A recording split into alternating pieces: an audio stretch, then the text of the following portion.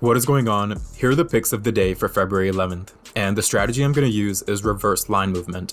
If you haven't heard of reverse line movement before, it's essentially where the line moves in a way where you don't expect it to. Reverse line movement doesn't mean every pick is going to be a winner, but that's normal. Profit in sports betting doesn't come from constantly being able to predict the right outcome, it's more so how you play the line. And over the long term, this strategy does work, and I'm going to show this with an example.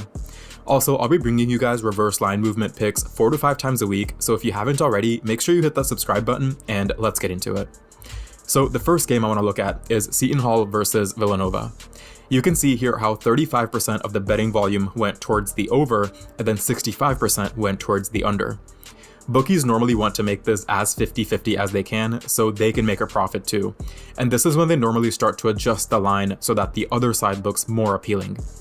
In this case, the line opened up at over under 130.5, and then people jumped all over the under, and then the line moved up to 131.5. So if people were already picking the under at 130.5, they're definitely going to pick it when it's 131.5. Meaning the bookies want you to select this outcome, and they're going to make this look as appealing as they can. So in this instance, I would go with the over. We also have Penn State versus Northwestern, where the line opened up at 147.5, and then people liked the over a lot more, and the line moved down a little bit to 146.5, making the over that much more appealing. So in this case, I would go with the under. We have UAB versus Tulsa, where the line opened up at over under 154.5, and then people really liked the over, and then the line moved down to 153, making the over that much more appealing. They want you to select this outcome, and they're going to make it look as appealing as it can. So in this case, I would go with the under.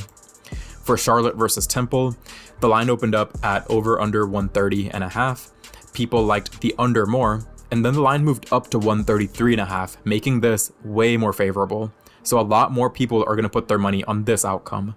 So for this game, I would go with the over. We have North Texas versus SMU, where the line opened up at over under 128.5, and people jumped all over the over, and then the line moved down to 126, making the over that much more appealing. They want you to click this outcome. So for this game, I would go with the under. We have Tulane versus Memphis, where the line opened up at over under 166.5. People liked the over a lot more, and then the line moved down 1 point to 165.5, making this that much more appealing to all the bettors. So for this game, I would go with the under.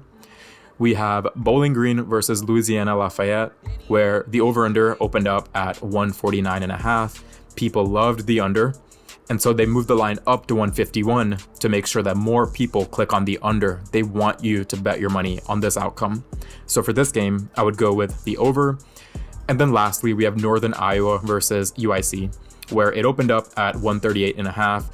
A lot more people liked the under. This is where all the betting volume went. And then the line moved up 1 point to 139.5, making this that much more appealing. So for this game, I would go with the over.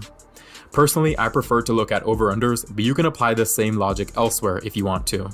Given how much these lines change throughout the day, the games that I went over may not be available when you look, or you may have more games at your disposal. So make sure you look, and you may find some opportunities as well. But I didn't see any other games to cover today, so that wraps it up for today's video, and I'll see you all in the next one. Peace.